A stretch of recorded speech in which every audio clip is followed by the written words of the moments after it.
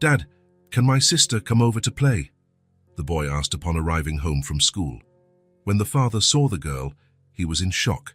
The autumn sun cast long shadows across the pavement as Luke rounded the corner, his superhero backpack bouncing excitedly.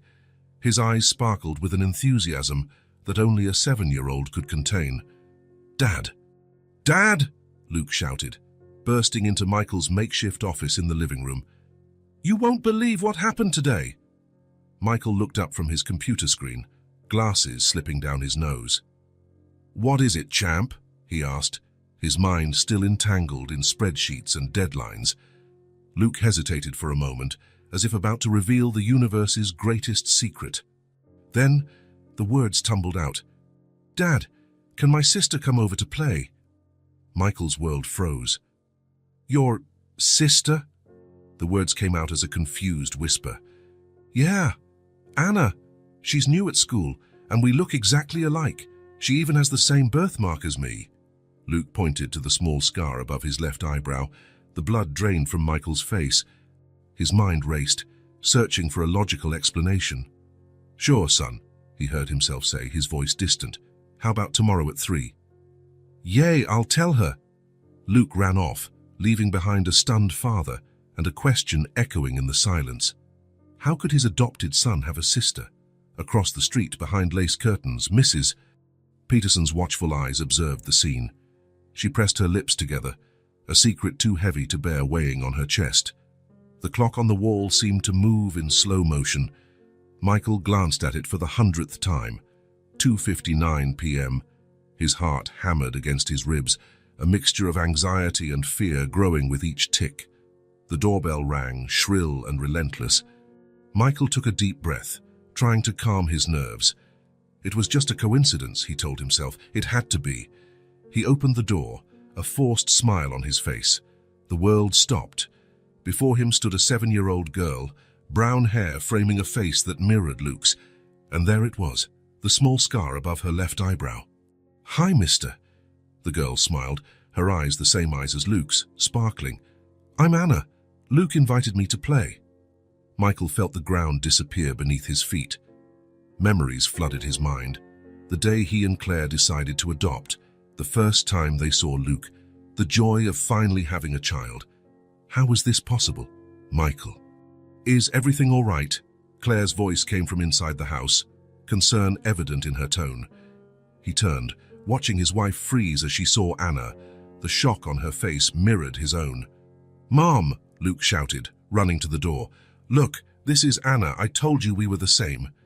The children laughed, oblivious to the emotional earthquake shaking the adults. Across the street, Mrs. Peterson watched the scene unfold. Her hands trembled as she held a teacup. The porcelain slipped from her fingers, shattering on the floor, an echo of the secret that threatened to break apart. "Come in, kids," Michael heard himself say, his voice sounding strange to his own ears. He exchanged a look with Claire, a silent conversation passing between them. How to deal with this? What did this mean for their family? As the children ran to Luke's room, Michael noticed a woman approaching the house. She looked nervous, her eyes fixed on Anna. "Hello," she said, her voice trembling. "I'm Helen, Anna's mother. I think we need to talk." Michael nodded, a lump forming in his throat. He knew, in that moment, that their lives were about to change forever. The mystery behind the resemblance between Luke and Anna was just the tip of the iceberg. As Helen entered, the air grew heavy with unspoken secrets. Michael closed the door, knowing that when he opened it again, the world would be a different place. Across the street, Mrs. Peterson picked up the phone, her hands still shaking. "Hello, Dr. Evans. It happened." They met. Michael stared at the untouched cup of coffee in front of him, the cheerful sounds of the children playing upstairs contrasting with the palpable tension in the living room. Helen, sitting rigidly on the opposite sofa, seemed equally lost in thought. Claire, her eyes brimming with tears, held Michael's hand tightly. "Perhaps maybe," Claire began, her voice almost a whisper, "we should start from the beginning." Michael nodded, feeling the weight of memories. He closed his eyes, letting himself be transported 5 years into the past. The doctor's office was cold and impersonal.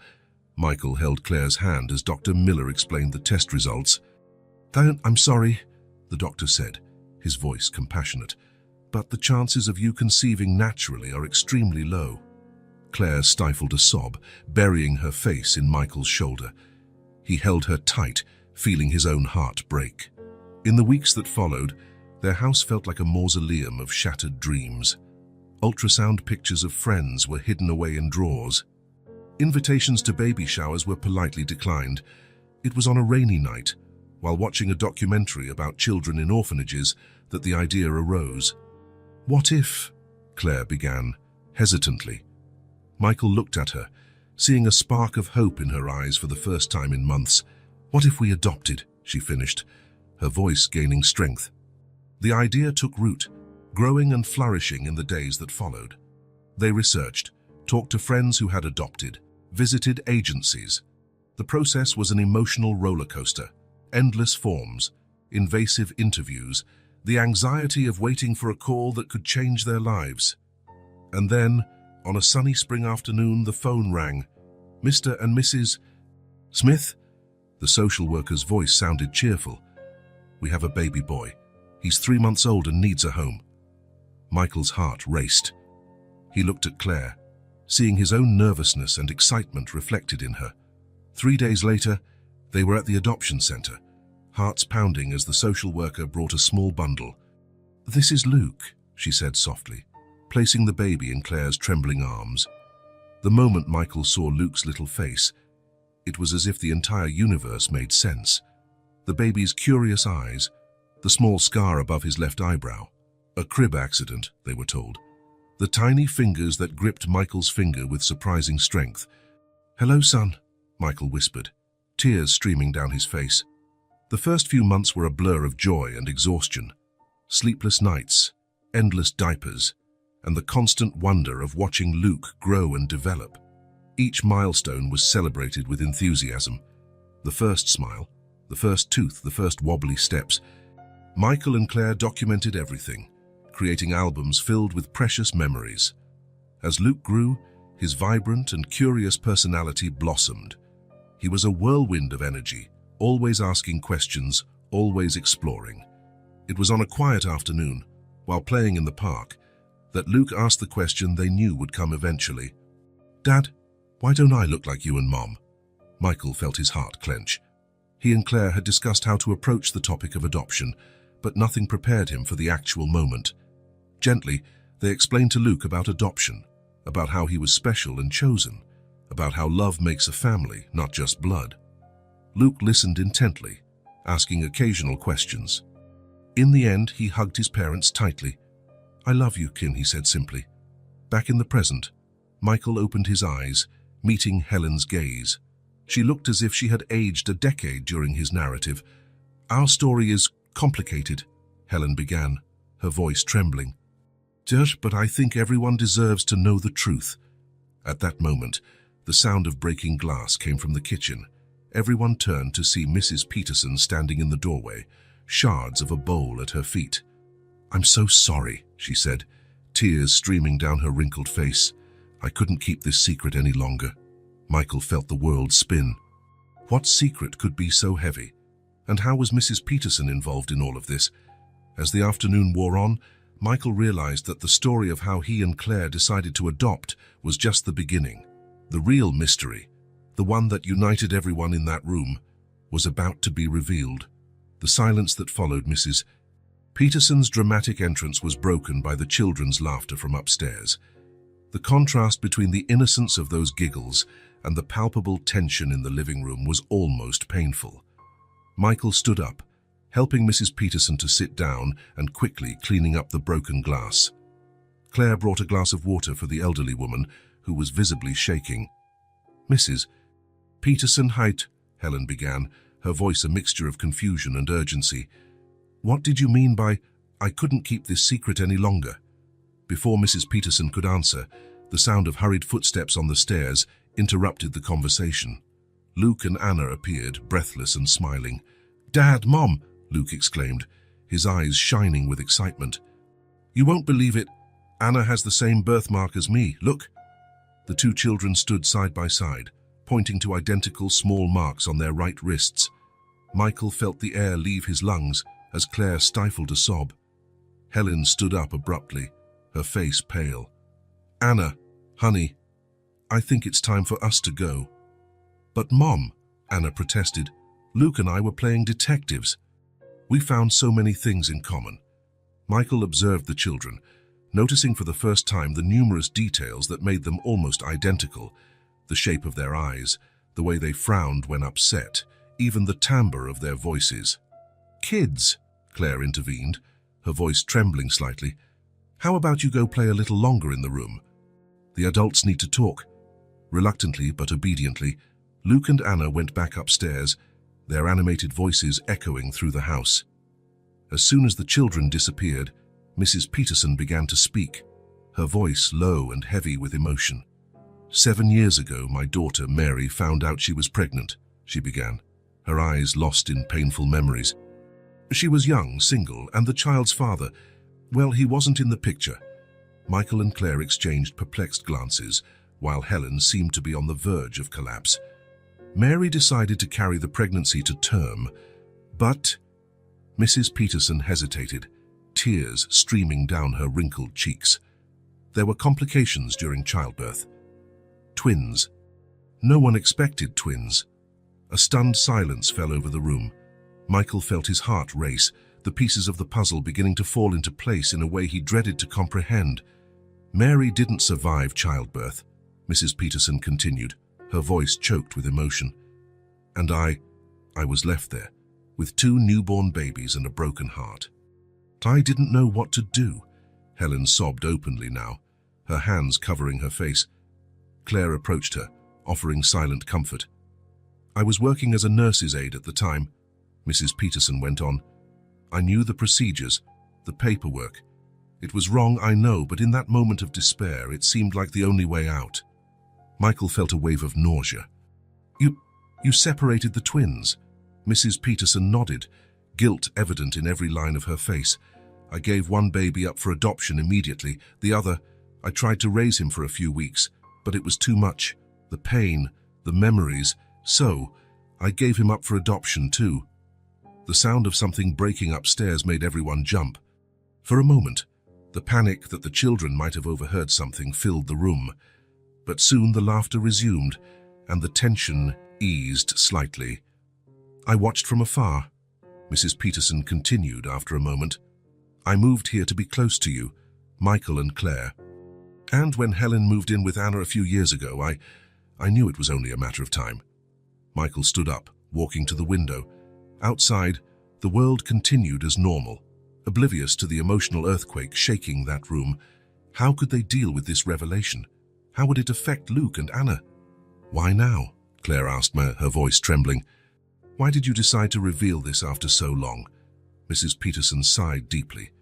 "Because the children deserve to know the truth about their origins, because you, as parents, deserve to know, and because—" She hesitated, looking at Helen. "Because there's more to the story that you need to know." At that moment, Helen's phone rang, making everyone jump again. She looked at the screen, her face paling further. "It's Dr. Evans," she whispered, showing the screen to the others. Michael felt a shiver run down his spine. Dr. Evans had been Luke's pediatrician since the adoption. How did he fit into this story?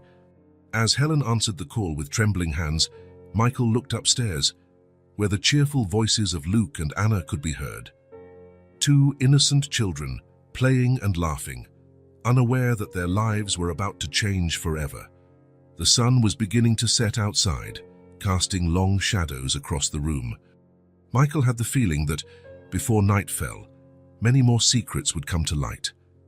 The tension in the room was palpable as Helen spoke on the phone, her voice a trembling whisper. Michael watched, feeling a mixture of anxiety and curiosity. Claire held his hand tightly, as if seeking anchorage amidst the storm of revelations. "Yes, Doctor. Evans, I understand it will be there tomorrow."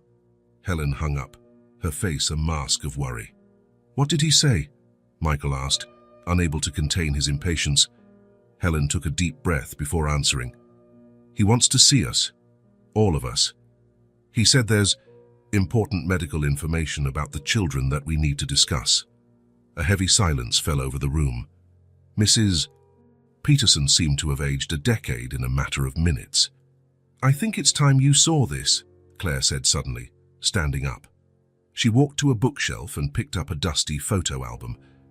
"I always thought it was strange, but I never imagined anything like this." She opened the album, revealing photos of baby Luke. Michael felt a pang in his chest as he saw the familiar images: the first bath, the first smile, the first time Luke held a toy. "Look at this." Claire pointed to a specific photo. In it, Luke, about 6 months old, smiled at the camera, displaying a small scar above his left eyebrow. Helen gasped, her hands trembling as she took the album. "Anna has the same scar. In the exact same place." Michael felt his mind reel. How hadn't he noticed before? How had they ignored so many signs? "When we adopted Luke," he began, his voice hoarse, "we were told the scar was from a small accident in the nursery. We never questioned it." Mrs. Peterson sobbed softly. I did it. A small cut to differentiate them. To make sure I could recognize them if..." She didn't finish the sentence, but the weight of her actions hung in the air. Claire stood up abruptly, walking to the window. Her voice was low but charged with emotion when she spoke. "All these years, on every time I looked at Luke and thought I saw a familiar trait, a gesture that reminded me of someone, I convinced myself it was just my imagination, my desire to see a biological connection that didn't exist." Michael approached her, placing a comforting hand on her shoulder. "We both did it, Claire. We wanted Luke to be ours so badly that we ignored anything that suggested otherwise." Helen leafed through the photo album, silent tears streaming down her face. "Anna, she always asked about her biological family. I always said I didn't know anything, that she had been left at the orphanage with no information. But now..." The sound of children's laughter echoed again from upstairs, a painful reminder of the innocence that was about to be shattered. Michael turned to Mrs. Peterson, a question burning in his mind. "Why did you watch us all these years? Why didn't you say anything before?" The elderly woman lowered her gaze, guilt evident in every line of her face. "At first, it was fear. Fear of the legal consequences. Fear of losing the only pieces I had left of Mary. Then, it was cowardice. Every year that passed made it harder to reveal the truth." A sudden sound of footsteps on the stairs made everyone jump. Luke and Anna came down, their faces animated. "Mum, Dad!" Luke exclaimed. "Look what we found in the attic." He held an old shoebox covered in dust. Michael recognized it immediately. It was where they kept old documents, including Luke's adoption papers. "What were you doing in the attic?" Claire asked, trying to keep her voice calm. Anna smiled, her eyes shining with excitement. "We were playing treasure hunt. And look, we found a real treasure." Before any adult could react, Luke opened the box, scattering papers across the living room rug. Among them, a sealed envelope fell out, catching everyone's attention. Helen was the first to react, picking up the envelope with trembling hands. This has the adoption agency's stamp on it." Michael felt his heart race. That envelope wasn't there when they put the documents away. How had it gotten there? Carefully, Helen opened the envelope, revealing a letter dated 5 years earlier. Her eyes quickly scanned the contents, and she paled visibly. "What does it say?" Claire asked, her voice barely a whisper. Helen swallowed hard before reading aloud. "Dear Mr. and Mrs. Smith, it is with regret that we inform you of an error in our records regarding Luke's adoption. New information has come to light that may affect..." She stopped, unable to continue. Michael took the letter, his eyes widening as he read the rest. Luke and Anna looked confusedly from one adult to another. "Dad?" Luke called, his voice small and uncertain. What's going on?" Michael looked at his son, nose at the twins before him. How to explain something he barely understood himself? How to tell these children that everything they knew was about to change? Claire knelt beside the children, pulling them into a tight hug. "It's okay," she murmured, more to herself than to them. "We'll figure this out together." As night fell outside, Michael knew they were only scratching the surface of a much larger mystery. The visit to Dr. Evans tomorrow promised more revelations, more pieces to a puzzle he dreaded assembling. Looking at the confused and innocent faces of Luke and Anna, at Mrs.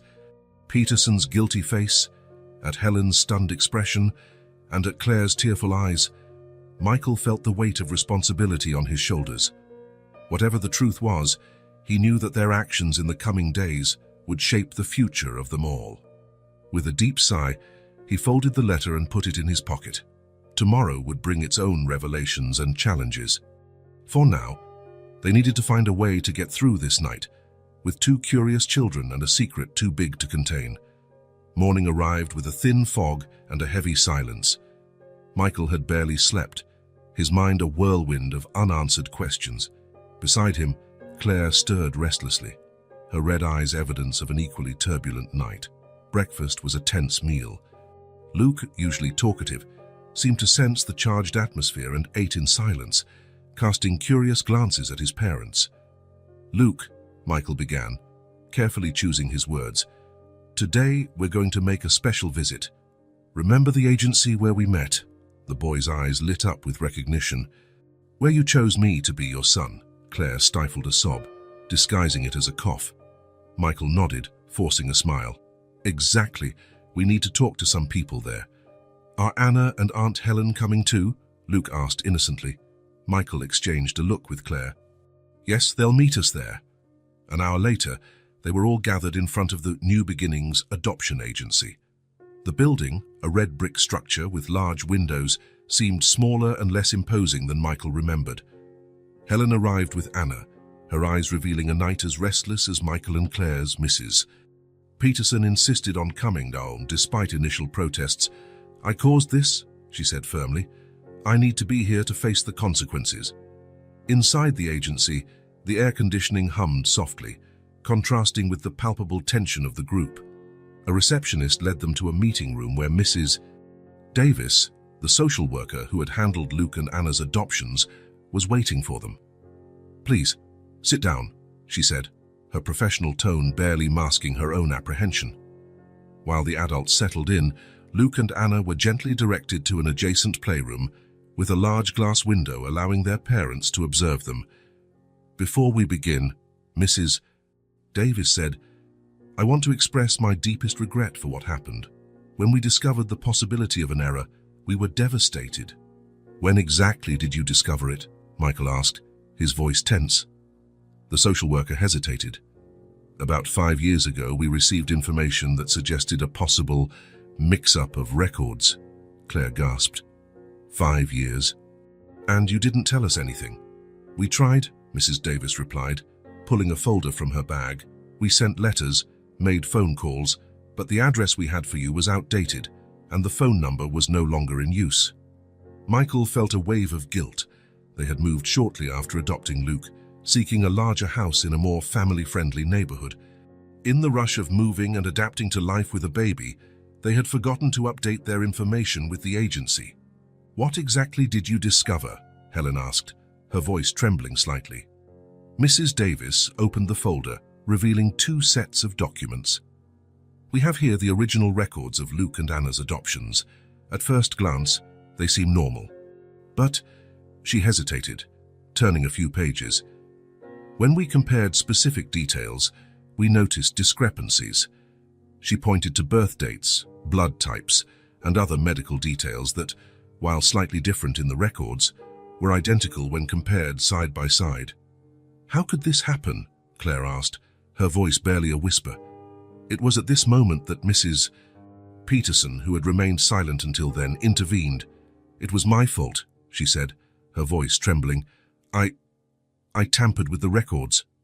All eyes turned to her, a mixture of shock and disbelief. "I worked here as an administrative assistant at the time," Mrs. Peterson continued, tears streaming down her wrinkled face. "When my daughter died in childbirth, leaving the twins, I panicked. I couldn't take care of 2 children on my own, but the idea of separating them broke my heart." She paused, taking a deep breath before continuing. "So, one night, I came back to the agency. I altered some records, created different backstories for each baby. At first, I thought I was protecting them, giving them a chance at a better life. The silence that followed was deafening. Michael felt as if the ground had disappeared beneath his feet. The entire story he believed about Luke's origin, about his own journey to becoming a father, was crumbling. Helen was the first to break the silence. Why now? Why after all this time? Mrs. Peterson looked at the glass window, where Luke and Anna were playing, oblivious to the drama unfolding. Because they deserve to know the truth. Because you deserve to know. And because... She hesitated. Because I'm getting old, and I don't want to take this secret to my grave. Mrs. Davis cleared her throat, clearly uncomfortable. This is, well, it's an unprecedented situation. Legally, we have to report this to the appropriate authorities. Michael felt a chill run down his spine. What does this mean for Luke? For Anna? Honestly, I don't know, the social worker admitted. Technically, the adoptions were based on false information. But you've raised these children for years. Formed bonds? Claire stood up abruptly, walking to the window. She watched Luke and Anna for a long moment before turning around, her eyes shining with determination. They are our children. No matter what some paper says, no matter how they came to us, we love them, we raised them. That has to count for something. Helen nodded vigorously, joining Claire. Anna is my daughter. I chose her, loved her from the first moment. I won't give her up. Michael stood up, placing a hand on Claire's shoulder. What do we do now? Mrs. Davis sighed. First, we need to do DNA tests to officially confirm that Luke and Anna are siblings. Then, we'll have to navigate a complex legal process to determine the next steps. Mrs. Peterson sobbed softly. I'm so sorry. So sorry. If I could go back. Michael gently interrupted her. The past can't be changed. What matters now is how we move forward. He looked at Luke and Anna, feeling a mixture of overwhelming love and fear of the future. How would they explain this to them? How would their lives change from now on? Dr. Evans, Claire said suddenly. He called yesterday, remember? He said he had important information about the children. Mrs. Davis frowned. Dr. Evans? The pediatrician? Helen nodded. Yes, we have an appointment with him this afternoon. Maybe, Michael suggested, feeling a spark of hope. He has more pieces of this puzzle. Maybe he can help us better understand what happened and what lies ahead. As the group prepared to leave, Michael cast one last look at Luke and Anna. They were laughing, building a tower of blocks together, completely oblivious to the whirlwind their lives had become. No matter what happens, he silently promised, we will protect them. We will do what's best for them, always. With that promise in mind, they left the agency, ready to face the next chapter of this unexpected story. Dr. Evans' office awaited them, and with it more revelations that could change everything again. Dr. Evans' office was strangely quiet when the group arrived. The receptionist, a middle-aged woman with compassionate eyes, led them to a private waiting room, larger than usual. Luke and Anna, still oblivious to the gravity of the situation, ran to the toy box in the corner of the room. Michael watched, with a mixture of tenderness and apprehension, as the two interacted with a surprising familiarity, considering they had known each other for such a short time. Look, Dad, Luke exclaimed, holding up a puzzle. Anna and I are going to put it together. Great, son, Michael replied, forcing a smile. Beside him, Claire squeezed his hand, seeking and offering comfort simultaneously. Helen, sitting on the other side of the room, didn't take her eyes off the children.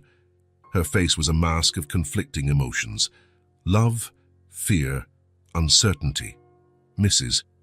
Peterson, who had insisted on accompanying them, seemed to have aged a decade since morning. Her hands trembled slightly as she leafed through a magazine, without really reading it. Dr. Evans entered the room a few minutes later, his serious expression contrasting with his usual joviality. Michael, Claire, he greeted, before turning to the others. Helen, Mrs. Peterson, thank you for coming. We have a lot to discuss.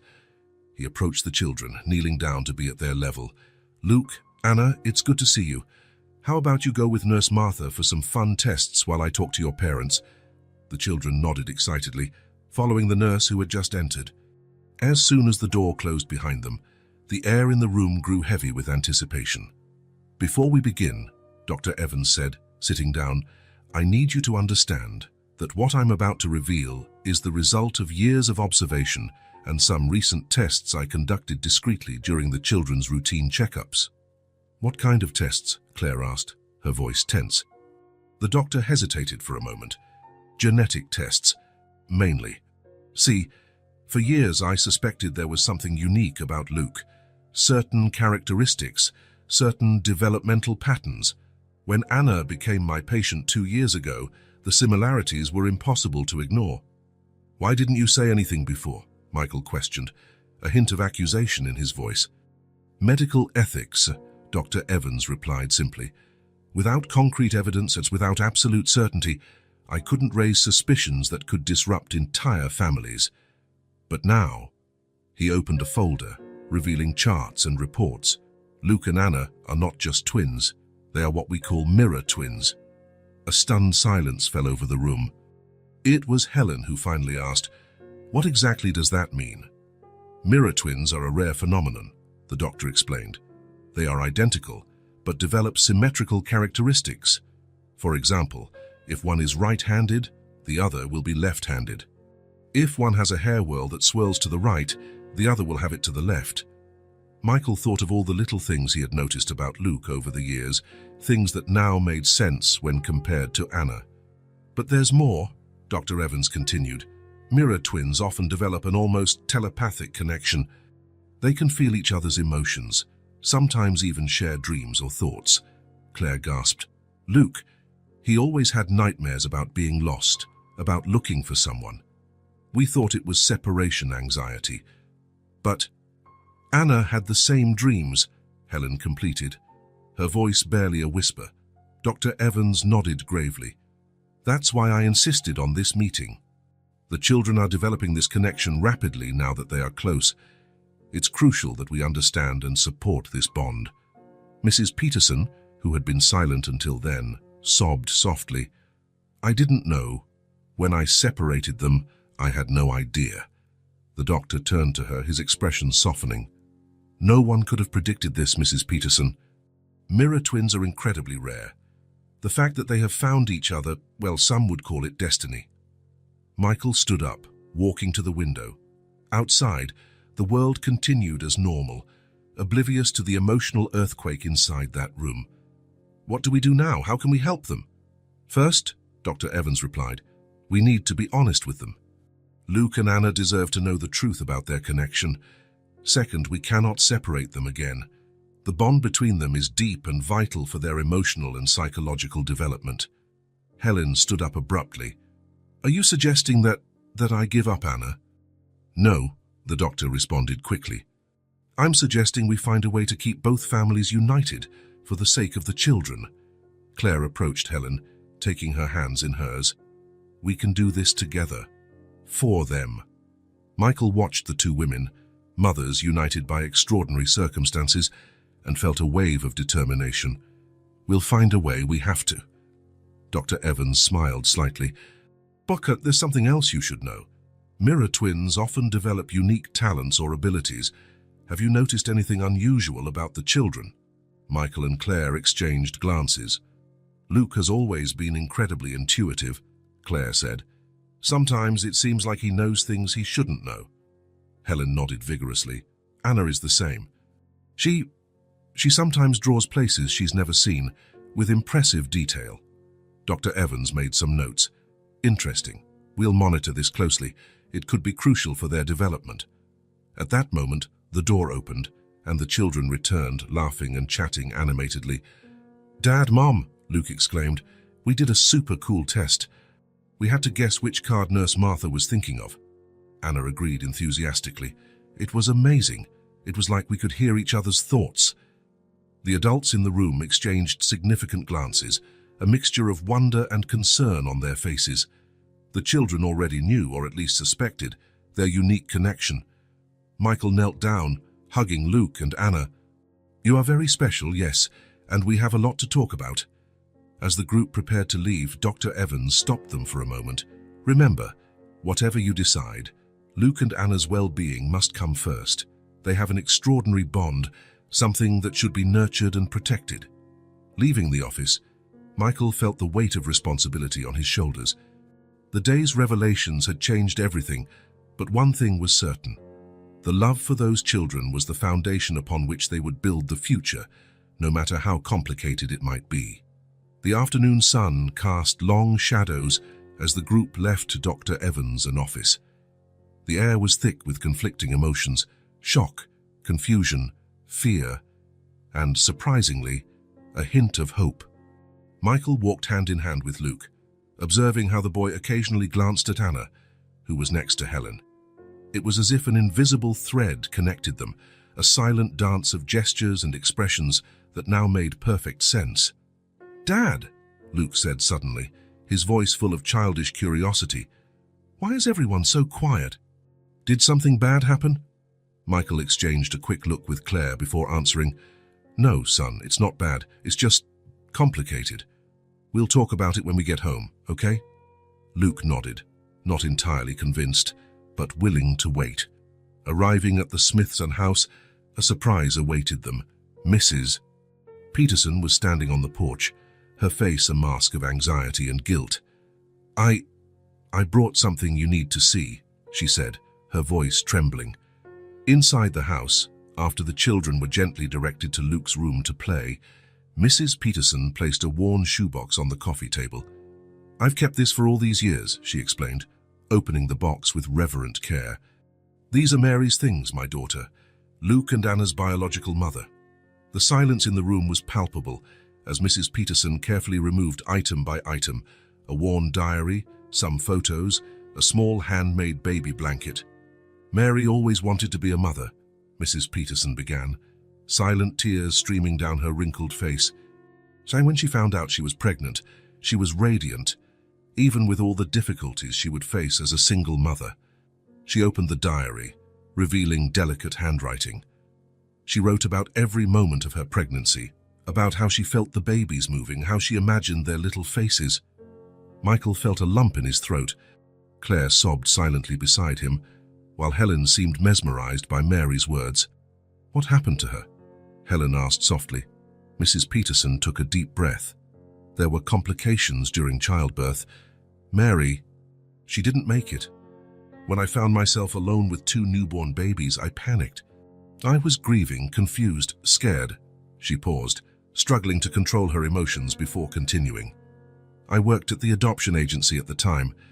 In a moment of despair, I decided it would be best for the babies to be raised by young families, capable of giving them all the love and care they deserved." Michael felt a wave of conflicting emotions: gratitude for having Luke in his life, anger at the lie, compassion for Mrs. Peterson's pain.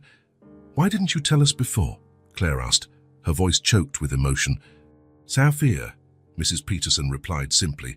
"Fear of losing the only link I had left with Mary, fear of the legal consequences, and, over time, fear of destroying the happiness I saw in your lives with the children." Helen, who had been leafing through the diary, gasped suddenly. "Here," she said, pointing to a page. Mary wrote about a dream she had. She saw the twins grown up, playing in a garden. She described them exactly as Luke and Anna are now. A shiver ran through the room. The connection between the twins, their reunion seemingly orchestrated by fate, seemed even more mystical in light of this revelation. "Dr. Evans mentioned that mirror twins can have unique abilities," Michael commented thoughtfully. "Do you think their connection with Mary, could be one of those abilities?" Before anyone could answer, the sound of hurried footsteps on the stairs interrupted the conversation. Luke and Anna appeared, breathless and wide-eyed. "Mom! Dad!" Luke exclaimed. "You won't believe it! Anna and I had the same dream." Anna nodded vigorously. It was about a beautiful lady in a garden full of flowers. She smiled at us and said she loved us very much. The shock in the room was palpable. Claire was the first to recover, kneeling down to be at the children's level. "What an amazing dream, sweethearts. Can you tell us more about it?" As the children excitedly described the dream, each detail eerily matching the description in Mary's diary, the adults exchanged meaningful glances. Michael felt they had reached a point of no return. The revelations, the connections, everything pointed to a truth that could no longer be ignored or hidden. "Luke, Anna," he said, his voice gentle but firm. "I think it's time we had a very important conversation about the two of you, about family, and about some special things that are happening." The children looked at him with a mixture of curiosity and apprehension. Michael felt the weight of responsibility, knowing that the next words could forever change the lives of these little beings he loved more than anything. Claire joined him, taking his hand. Helen approached, placing a protective hand on Anna's shoulder. Mrs. Peterson watched from a distance, silent tears streaming down her face. "Remember when we talked about different families, about how love is what truly makes a family?" Claire began softly. Luke and Anna nodded, their gazes shifting from one adult to another, sensing the tension in the air. Michael took a deep breath. "Well, it turns out our family is even more special than we thought. You two, you're siblings. Twins, in fact." The silence that followed was deafening. For a moment, it seemed as if time had stopped. Then, slowly, a smile began to form on Luke's face. "I knew it," he exclaimed. "I always knew there was something special between us." Anna seemed more thoughtful. "Is that why we can feel what the other is feeling? Why we have the same dreams?" Helen nodded, pulling Anna into a hug. "Yes, honey, you have a very special connection." As the explanations continued, carefully adapted for the children's understanding, Michael watched with a mixture of relief and apprehension. This was just the beginning. There would be many more conversations, many more explanations in the days and weeks to come. But looking at Luke and Anna, seeing the joy and acceptance on their faces, he felt a wave of hope. No matter how complicated the situation was, the love they felt for each other, both the adults and the children, would be the foundation upon which they would build their future. As night fell, bringing with it the promise of new challenges and discoveries, Michael made a silent promise. He would do everything in his power to protect and nurture this extraordinary family that fate had brought together. The following morning dawned with a strange stillness. Michael woke up before his alarm, his mind a whirlwind of thoughts and worries. Beside him, Claire was still asleep, her face etched with worry even in slumber. He got up quietly and went to Luke's room. He stopped at the door, watching his son sleep. Luke was hugging the teddy bear he had received on the day of his adoption, a soft smile on his lips. Michael felt a wave of love and protection so intense it almost knocked him down. Going downstairs, he was surprised to find Helen in the kitchen, a steaming cup of coffee in her hands. "I couldn't sleep," she explained, a tired smile on her face. "I thought I could come early, to talk." Michael nodded, making his own coffee. For a few minutes, they stood in silence, the only sound being the ticking of the clock on the wall. "What are we going to do?" Helen finally asked, her voice barely above a whisper. Michael sighed deeply. "Honestly, I don't know. But I know we have to do what's best for Luke and Anna." Helen agreed, tears welling up in her eyes. They seemed so happy together. Last night, after we got home, Anna wouldn't stop talking about Luke, about how she finally felt like she had found the missing piece. "Luke is the same," Michael said, a sad smile on his face. "It's like they always knew, somehow." The sound of footsteps on the stairs interrupted their conversation. Claire appeared, her eyes widening slightly at the sight of Helen. "Oh, good morning," she said hesitantly. "Did something happen?"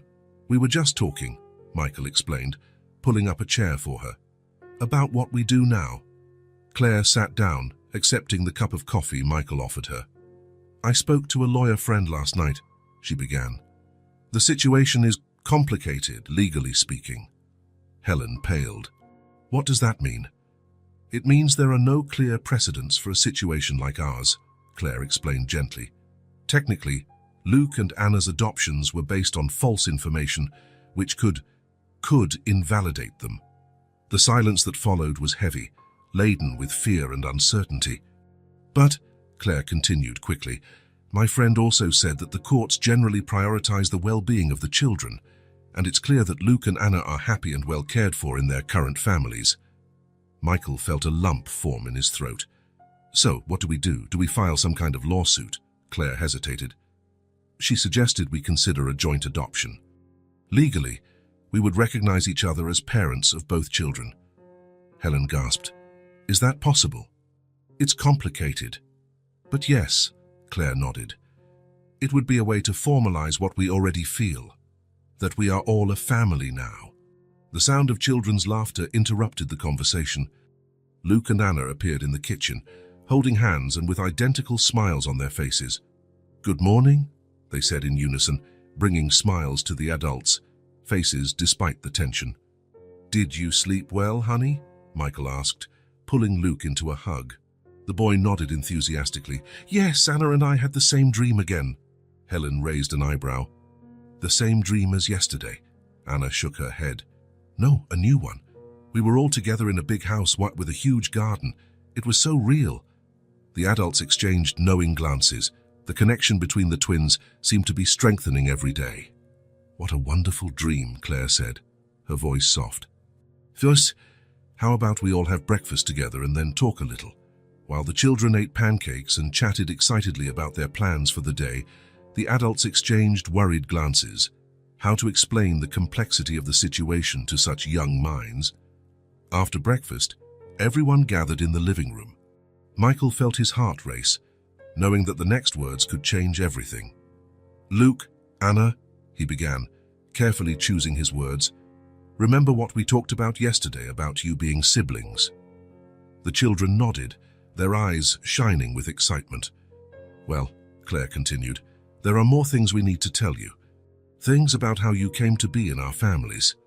For almost an hour, the adults gently explained about adoption, about Mary, about the mistakes and decisions that had led to that moment.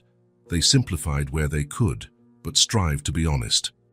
Luke and Anna listened attentively, occasionally asking questions that demonstrated a surprising understanding for children so young. So, Anna said slowly, you're not our real parents. Michael's heart clenched, but before he could answer, Luke intervened. Of course they are, he exclaimed. They love us and take care of us. That's what makes real parents, right? Michael felt tears in his eyes, a mixture of pride and relief flooding his chest. Claire sobbed softly beside him. Luke is right, Helen said, her voice thick with emotion. Family is about love, not just blood. Anna seemed to consider this for a moment before asking, but what happens now? Are we all going to live together? The adults exchanged glances. We're still figuring out the details, Michael explained, but the most important thing is that we'll make sure you two can stay together, okay? The children smiled, seemingly satisfied with that answer for now. The rest of the day passed in a blur of phone calls, online research, and more conversations. Michael spoke with his boss, vaguely explaining the situation and requesting a few days off. Claire contacted her lawyer friend again, seeking further guidance.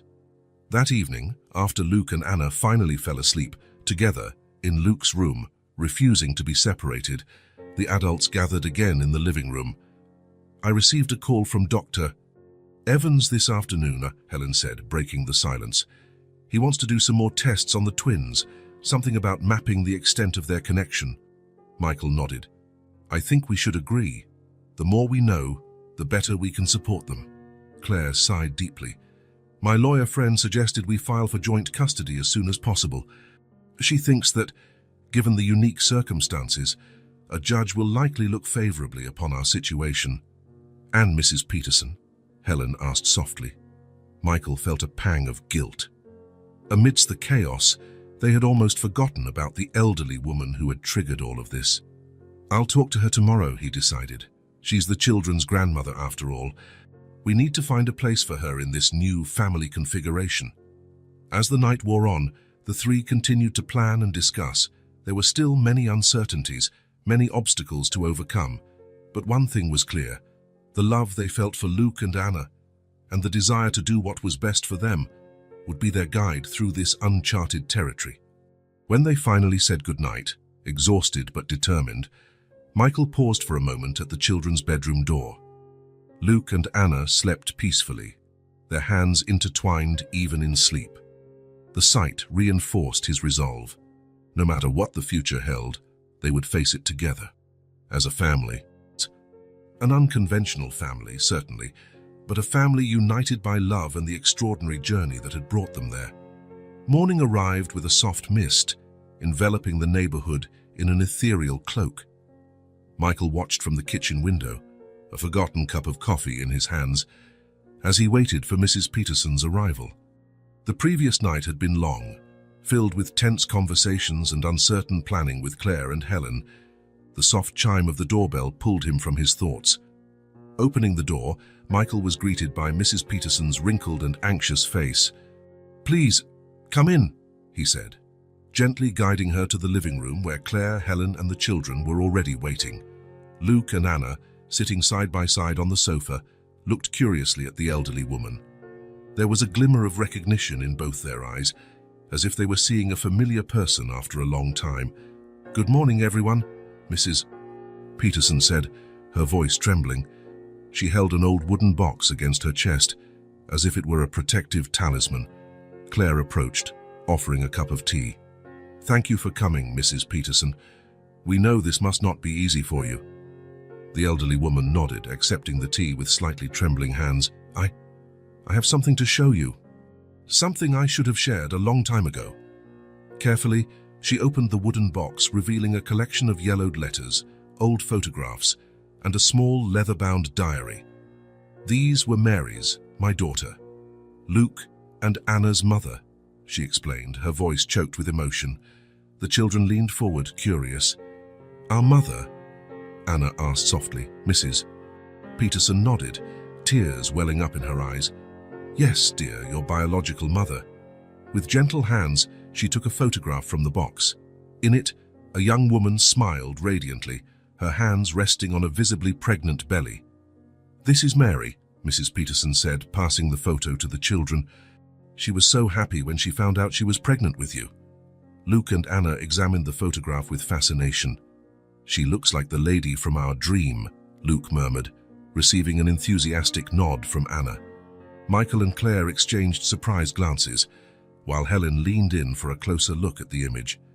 "There's something you need to know," Mrs. Peterson continued, her voice gaining strength. "Something I've hidden for all these years out of fear and shame." She opened the diary, turning the pages until she reached a specific entry. Mary had a special gift. She could see things that hadn't happened yet. The silence in the room was palpable. Michael felt a shiver run down his spine, remembering Dr. Evans' words about the unique abilities of mirror twins. The day before she gave birth, Mrs. Peterson continued, her voice trembling, Mary had a vision. She saw you two, Luke and Anna, grown up and happy. But ye separated. She passed the diary to Claire, who read aloud. "I saw my babies, so beautiful and grown. They were happy, but apart. I know I won't be there to raise them, but they will find their way back to each other. It is destiny." Helen gasped, covering her mouth with her hands. Michael felt his heart clench, the reality of the situation hitting him with full force. When she left us," Mrs. Peterson continued, tears now flowing freely down her face, "I panicked. Her vision, the idea of separating the babies. It felt wrong, but I couldn't afford to raise two newborns on my own." She paused, taking a deep breath before continuing. "So I did something terrible. I used my position at the adoption agency to ensure the twins went to different families. I convinced myself I was fulfilling the destiny Mary had foreseen." The silence that followed was deafening. Michael felt a mixture of emotions, anger at the deception, compassion for Mrs. Peterson's pain, and gratitude for having Luke in his life. It was Anna who broke the silence. "So, you're our grandma?" Mrs. Peterson nodded, sobbing softly. "Yes, dear, I'm your grandmother." Luke stood up and walked over to the elderly woman. To everyone's surprise, he hugged her. "It's okay, Grandma, don't be sad, we're together now." Anna joined the hug, and for a moment, time seemed to stand still. The scene was a mixture of pain and healing, of secrets revealed and forgiveness offered, with the innocence that only children possess. Michael felt Claire squeeze his hand, silent tears streaming down both their faces. Helen watched, an expression of shock and understanding slowly forming on her face. When the hug finally broke, Mrs. Peterson looked years younger, as if a great weight had been lifted from her shoulders. "I'm so sorry," she said, looking at the adults. "I know what I did was wrong. I'll understand if you can't forgive me. But I ask that you don't deprive the children of knowing their history, their heritage." Claire was the first to speak. "Mrs. Peterson, what you did was complicated. But look at Luke and Anna. They are happy, healthy, and now reunited. Maybe everything happened as it should." Michael nodded slowly. "I can't say I condone your actions, but I understand the fear and pain that motivated you. And I can't deny that I'm eternally grateful for having Luke in my life." Helen, who had remained silent until then, finally spoke. "I think we all have a lot to process. But one thing is clear. Luke and Anna deserve to know their story, their biological family. And that includes you, Mrs. Peterson." The children, who had returned to the sofa, watched the scene with a mixture of curiosity and concern. "What happens now?" Luke asked, his voice small but resolute. Michael knelt in front of the twins, taking a hand of each. "Now, we'll figure it out together. We'll learn more about your mother, about the special gift you seem to have inherited from her, and we'll find a way to all be a family." Claire joined him, followed by Helen. "It may be a different kind of family than we're used to," she added, "but it will be our family." Mrs. Peterson watched the scene, tears of relief and gratitude in her eyes. Can I be a part of this?" she asked hesitantly. It was Anna who answered, reaching out to the elderly woman. "Of course, Grandma. Family is family, no matter what." As the morning sun finally broke through the mist outside, illuminating the room with a golden light, Michael felt a surge of hope. The road ahead would be challenging, full of legal and emotional obstacles. But looking at the group gathered in the room, the smiling twins, Claire and Helen united in purpose, and Mrs. Peterson finally free of her secret, he knew they would face it together. The journey that had begun with a simple question, "Dad, can my sister come over to play?" had transformed into something much larger. It was a story of loss and reunion, of secrets and truths, and above all of the transformative power of family love. As the conversations continued, plans being made and memories shared, Michael knew this was just the beginning of a new chapter in their lives, a chapter written not by fate or visions of the future, but by the choices they would make together, as the extraordinary family they had become. The weeks that followed Mrs. Peterson's revelation were a roller coaster of emotions and challenges. The Smiths' house had become the epicenter of a family revolution, with Helen and Anna practically moving in as they tried to navigate the complexities of their new reality. On one particularly hectic afternoon, Michael found himself sitting at the kitchen table, surrounded by a pile of legal papers, adoption forms, and medical reports. Claire was on the phone with her lawyer friend, while Helen leafed through a thick book on family law. "So the judge agreed to hear our case next week," Claire announced, hanging up the phone. "He seems intrigued by our unique situation." Michael nodded, rubbing his tired eyes. "And what exactly are we going to propose? Joint custody?" Helen looked up from her book. "Technically, we're asking for a cross-adoption.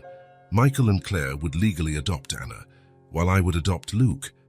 That way, we would all have legal rights over both children." "It's complicated," Claire sighed, "but it's the best way to ensure that Luke and Anna can stay together without any of us losing our parental rights." The sound of children's laughter coming from the backyard drew everyone's attention. Through the kitchen window, they could see Luke and Anna playing happily, with Mrs. Peterson sitting in a nearby chair, watching with a serene smile. "At least they seem to be handling all of this well," Michael commented, a soft smile playing on his lips. Helen nodded. "They're amazing. Last night, Anna told me she feels like she's gained not just a brother, but a whole extra family." Luke said something similar, Claire added. "He asked me if we could draw a picture of our big, happy family to hang on the wall." The tender moment was interrupted by the ringing of the phone. Michael answered, immediately recognizing Dr. Evans' voice. "Michael, I have the results of Luke and Anna's latest tests," the doctor said, a tone of excitement in his voice. "You need to see this. Can you come to my office tomorrow?" After confirming the time, Michael hung up, a mixture of anxiety and curiosity on his face.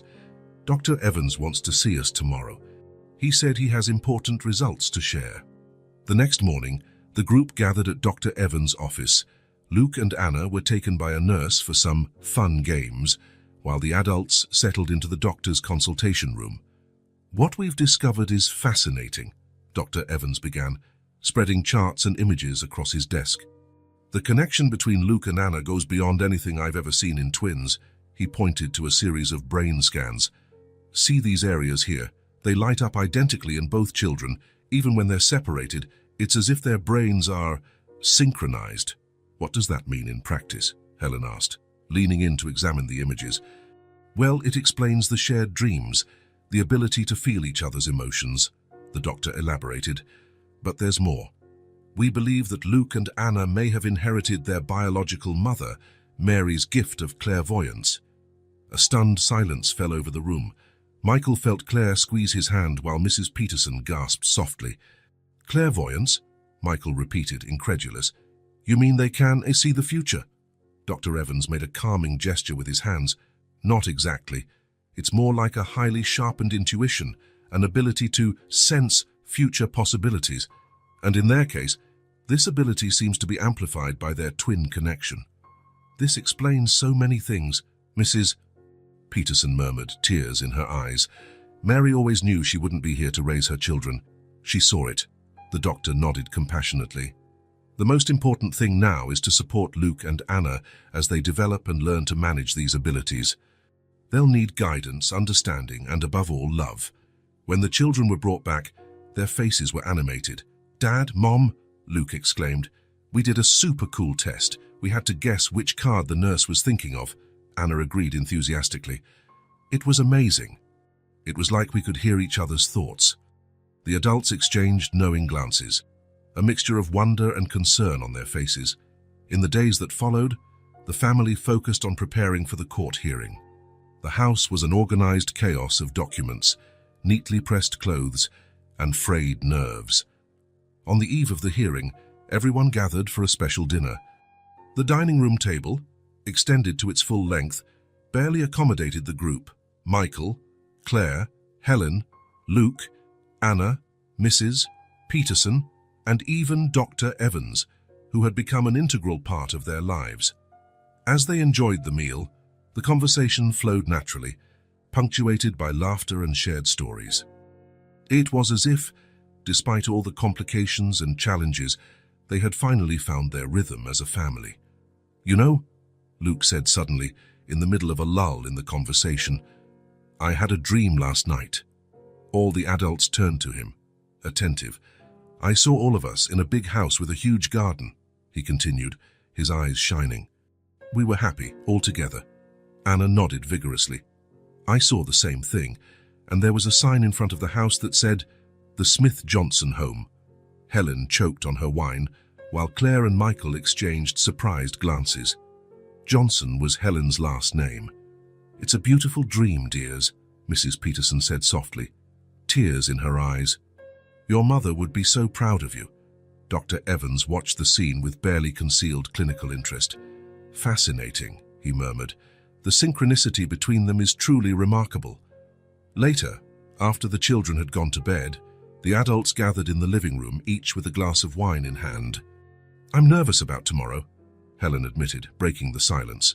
Claire reached out, squeezing Helen's shoulder reassuringly.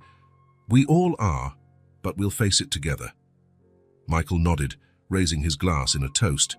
"To our unconventional but love-filled family." Everyone raised their glasses, the clinking of glass echoing in the quiet room. The following morning, the courtroom was packed.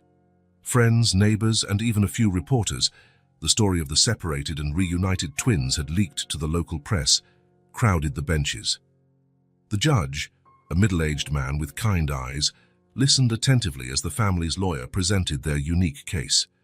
Luke and Anna, sitting between their parents, held each other's hands, their little faces serious and attentive. After what seemed like an eternity, the judge finally spoke. "In my 30 years on the bench," he began, "I've never seen a case quite like this. But I've also never seen a family so determined to do what's best for their children." He paused, looking directly at Luke and Anna. "You two are very special, you know. Not just because of your unique connection, but because you have so many people who love you." Turning to the adults, he continued, "It's clear to me that the best interests of these children are to remain together, and with all of you. Therefore, I'm approving the cross-adoption and joint custody." The room erupted in applause and tears of joy. Michael hugged Claire and Helen simultaneously, while Luke and Anna jumped up and down with excitement. Mrs. Peterson wept openly, a radiant smile on her face. As they left the courthouse, now officially a family in the eyes of the law, Michael felt a surge of gratitude and love so intense it almost brought him to his knees. Luke tugged on his sleeve, looking up with shining eyes. "Dad, remember that question I asked a few weeks ago, about inviting my sister over to play?" Michael nodded, smiling. "Of course I remember, son." Luke grinned, squeezing Anna's hand. "I guess now the answer is always yes, right?" Michael knelt down, hugging them both tightly. "Yes, my love. The answer will always be yes." As they walked towards the future, united as a family that defied conventional definitions, Michael knew they would face more challenges. There would be difficult days, confusions, and undoubtedly more surprises. But looking at the group around him, Claire, Helen, Luke, Anna, Mrs. Peterson, and even Dr.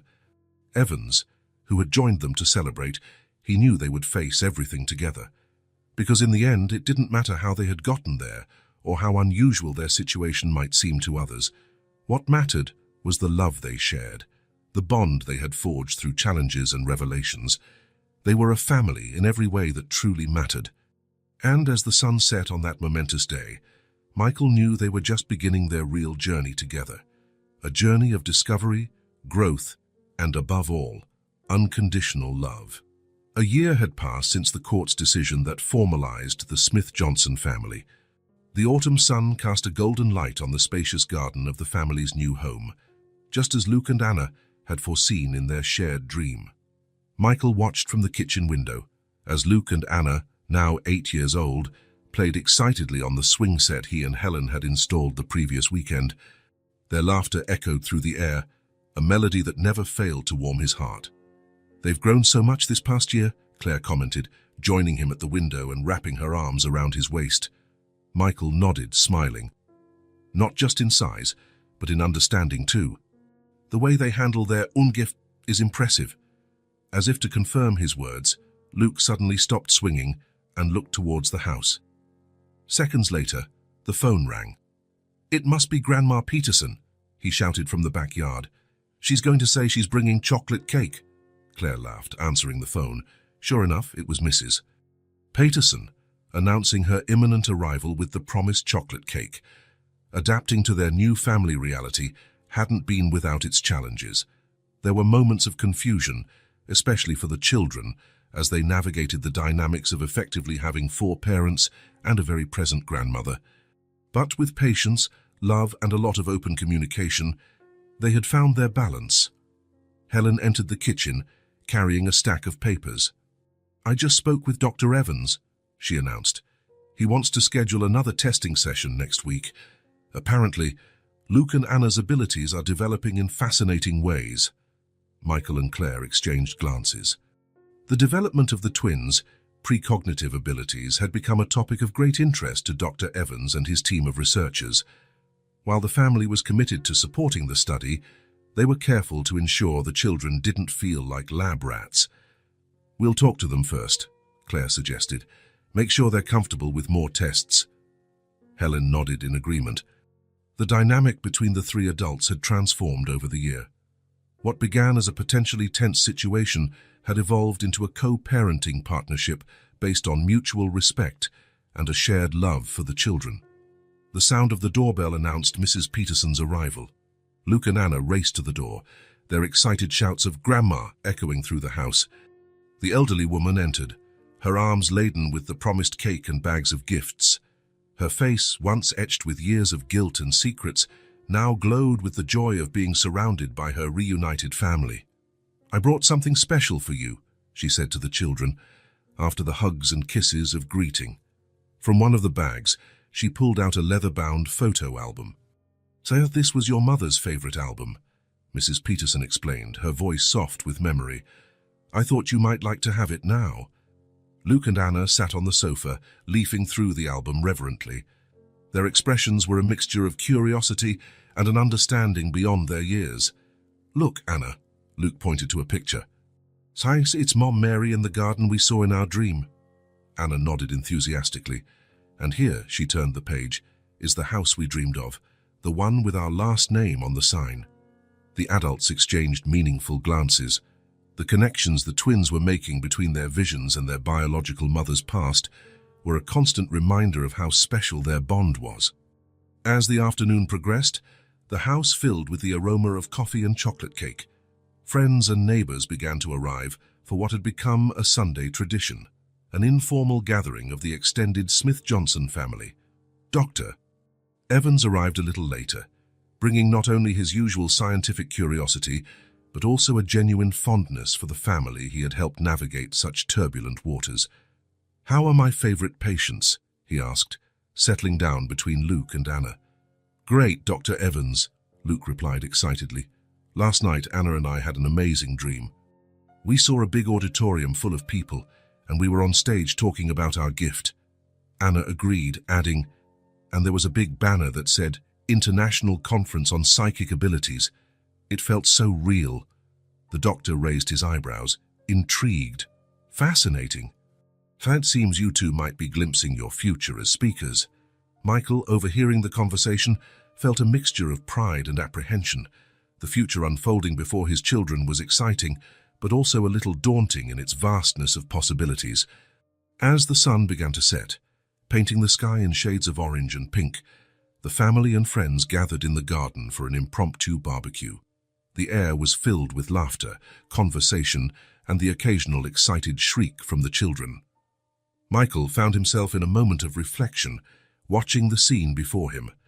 Claire and Helen stood side by side, animatedly discussing plans for their upcoming family vacation. Mrs. Peterson, sitting in her favorite chair, told stories to a group of fascinated neighborhood children. Dr. Evans chatted with some friends about the latest advancements in genetic research. And at the center of it all, Luke and Anna, hand in hand, their faces illuminated by the setting sun, seemed both ordinary children and extraordinary beings. "What are you thinking about?" Claire asked softly, approaching Michael. He smiled, pulling her into a hug. "About how unpredictable life is. A year ago, we could never have imagined where we would be today." "It's true," she agreed. "But look at us now. Who would have thought that a simple question about inviting a sister over to play would lead us to all of this?" Michael chuckled softly, remembering that fateful day. "Life has a funny way of surprising us, doesn't it?" At that moment, as if sensing their parents' conversation, Luke and Anna turned, smiling broadly at Michael and Claire. In their eyes shone not just love, but also a wisdom beyond their years, a reminder of the special gift they carried. "Hey, Dad," Luke called. "Anna and I were thinking, can we get a dog?" Michael and Claire exchanged amused glances. Some things, it seemed, would never change, no matter how extraordinary their family became. "We'll talk about it," Michael replied, laughing. As night fell gently over the garden, enveloping the family in its gentle embrace, Michael felt a deep sense of gratitude. The path that had brought them here had been winding and often difficult, but the outcome, this unique, loving and extraordinary family, was worth every moment. The future, with all its unknowns and possibilities, awaited, but Michael knew that, together, they could face anything that came their way. Because in the end, it wasn't blood or special gifts or even legal papers that defined their family. It was love, pure, simple, and unconditional. And that, Michael knew, was the greatest gift of all.